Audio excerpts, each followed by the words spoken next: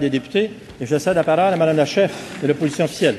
Merci, Monsieur le Président. Hier, au congrès de l'UPA, le ministre de l'Agriculture était attendu avec des solutions aux graves problèmes que connaît le milieu agricole. En effet, de plus en plus d'agriculteurs abandonnent leur métier et aussi leurs fermes.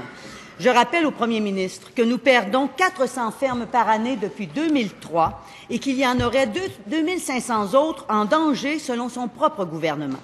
Or, hier, le ministre de l'Agriculture s'est présenté les mains vides devant les producteurs. Il s'est contenté d'une vieille promesse réchauffée qui est à la limite du cynisme. Figurez-vous qu'au moment où l'agriculture connaît une des pires crises du revenu, sans précédent en fait, le ministre s'engage à redistribuer des surplus de la financière agricole si un jour il y en avait. On appelle ça rire du monde, Monsieur le Président. D'ailleurs, les participants lui ont signifié très clairement leur colère. Le Premier ministre doit réaliser que le lien de confiance est rompu. Au moment où les producteurs et les motoneigistes attendaient minimalement un signe d'ouverture, son ministre n'a fait qu'acte de présence. Sur place, d'ailleurs, un militant libéral a dit à quel point il avait honte de son gouvernement. Maintenant que le ministre de l'Agriculture s'est discrédité, c'est au Premier ministre de dire clairement aux agriculteurs comment il dénouera l'impasse. Le Premier ministre doit cesser de tergiverser. Va-t-il renoncer, oui ou non, à la coupure de 25 % de l'ASRA? Bravo.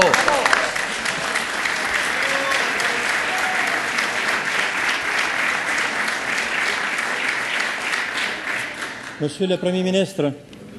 Comme contexte, permettez-moi de rappeler, Monsieur le Président, l'importance du secteur à la fois de l'agriculture et le grand secteur de l'agroalimentaire au Québec. Secteur primaire, secondaire, tertiaire compris, là, c'est 483 000 emplois, c'est presque 13 % de tous les emplois au Québec. Alors, évidemment, c'est pour nous et pour nous, puisque l'économie, en plus, c'est la priorité pour notre gouvernement, c'est évidemment très important. Et dans ce secteur-là, contrairement à ce qu'affirme la chef de l'opposition officielle, qui, je pense, fait beaucoup d'économies sur les faits, là, permettez-moi de rappeler rapidement que le gouvernement a plus que doublé le budget de la financière agricole, qui est passé de quoi? De 305 millions de dollars à 630 millions de dollars par année. Par année, Monsieur le Président. Et pas seulement ça, on vient tout juste d'effacer la dette de la financière agricole, c'est 1 milliard de dollars. Quand on dit que le ministre se présente les mains vides, j'ai-tu besoin de rappeler aux Québécois que ce que le ministre tient dans ses mains, c'est l'argent des contribuables québécois, c'est pas de l'argent qui lui appartient à lui. Alors, c'est 1 milliard de dollars. C'est pas rien, ça. Pas rien, ça. Personne ne peut dire que quand on double le budget de la financière, d'une part, puis on efface la dette d'1 milliard, qu'on a les mains vides, les contribuables n'ont rien donné. En plus, Monsieur le Président, on a annoncé un programme de 20 millions de dollars sur une période de 5 ans d'adaptation. À ça s'ajoutent des mesures qu'on a mises de l'avant plus récemment avec le fédéral. À ça s'ajoute aussi un programme de 75 millions de dollars qu'on fait avec le Mouvement des Jardins et le Fonds de solidarité du Québec pour la relève agricole, Monsieur le Président. Oui, j'ai eu l'occasion de rencontrer des gens du monde agricole. Oui, le ministre travaille avec la financière qu'il va rencontrer prochainement afin que nous puissions trouver les meilleures solutions possibles pour le monde agricole, Monsieur le Président.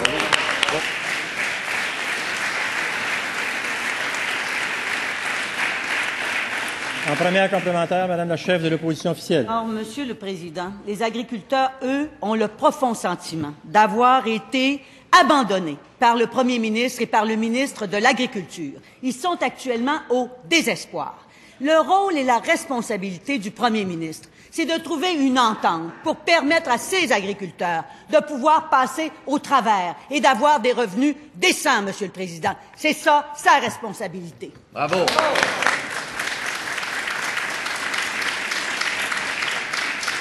Monsieur le Premier ministre. Le monde agricole, Monsieur le Président, est bien au fait de la feuille de route du gouvernement qui, année après année, a travaillé en étroite collaboration avec le monde agricole, pour qui ce n'est pas uniquement une question d'agriculture. À cela s'ajoute la question d'occupation du territoire, la question des régions, Monsieur le Président.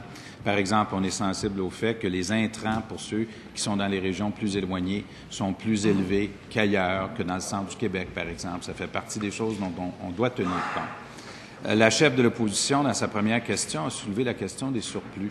En fait, c'est une des suggestions qui a été faite, c'est que les surplus puissent être redistribués. C'est un principe avec lequel nous sommes en accord.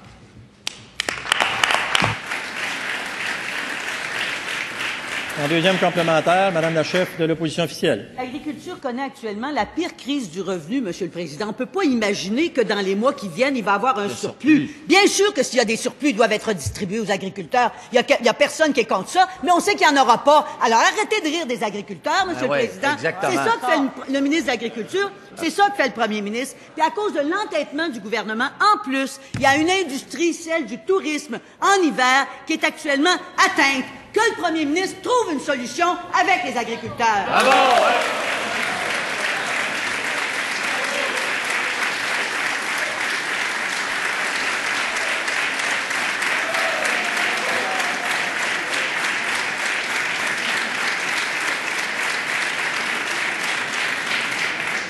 Monsieur le premier ministre. Monsieur le Président, la chef de l'opposition officielle semble ridiculiser cette question-là des surplus. C'est les agriculteurs eux-mêmes qui m'en ont parlé à moi. Quand c'est eux-mêmes qui le suggèrent, quand ils ridiculisent cette solution-là ou cette discussion-là, elle ridiculise les agriculteurs eux-mêmes, Monsieur le Président. Je le sais parce qu'ils m'en ont parlé. Maintenant, on est à des... Un instant.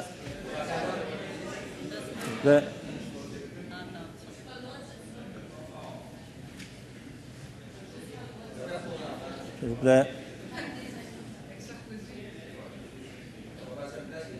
Monsieur le leader de l'opposition officielle. S'il vous plaît. Monsieur le Premier ministre.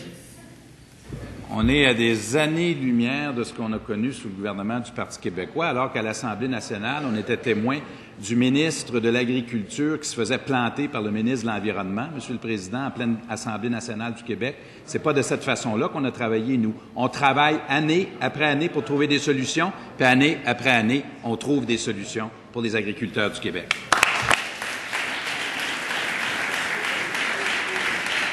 En troisième complémentaire, Madame la chef de l'opposition officielle. Hier, Monsieur le Président, les agriculteurs ont parlé au gouvernement et au premier ministre à travers le ministre de l'Agriculture et ils l'ont hué. Donc, j'imagine qu'ils doivent être un peu en désaccord avec ce que fait le gouvernement. Au cours des dernières semaines, vous savez que dans l'élection de Kamouraska-Témiscouata, la candidate libérale a pris un engagement. Elle a promis que ce problème serait réglé. Est-ce que, comme à son habitude, le premier ministre va renier ses engagements, Monsieur le Président? Bravo!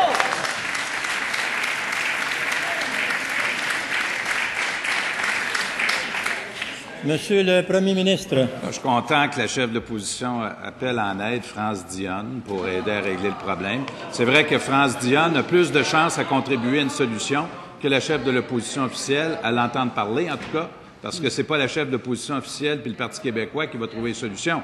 Les autres, ils sont dans les problèmes puis dans la création de problèmes. On va y trouver une solution.